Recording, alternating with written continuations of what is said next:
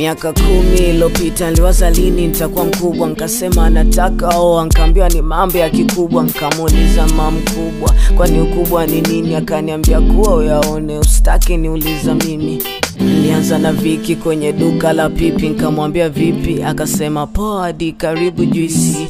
Maliki akanita kugeuka Niki anapita, kifua saa 6 kasorobo nikamwita. Akafika ila akasita kunibusu, nikimuuliza maswali anajibu nusu nusu.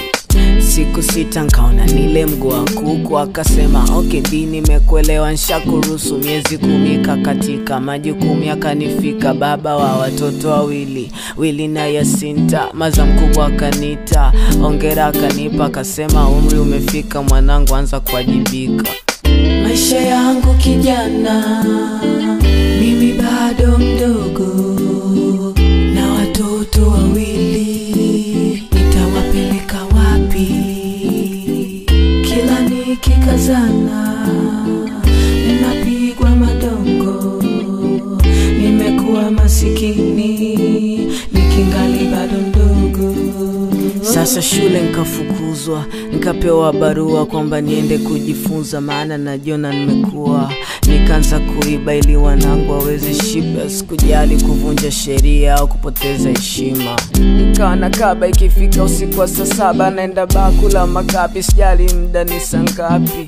Sikupenda kuwa hivi, ni tamaa za mwili. Leo niko juani, natamani kivuli. Nilipenda sana ningekuwa na maisha mazuri, mechi niliocheza na maisha nimepata 0. Mama Viki akasikiliza ya rafiki, mama Niki akabaki haambiliki. Anataka mahari, Mnyamwezi nina dhiki, mahari ya magari aloyaona kwenye mziki, ya hali ya ufahari, Ferrari, Bugatti na Maserati.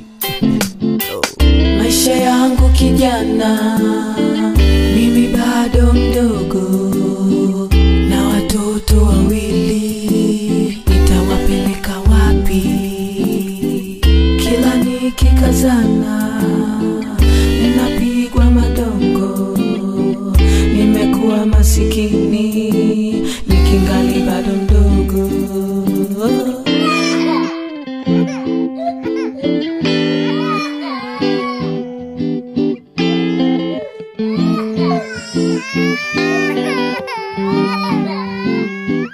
Maisha yamenichapa fimbo, naonekana mjinga. Nani haja niokoe, nahitaji kinga. Hata ikibidi rudi la 6 sitopinga.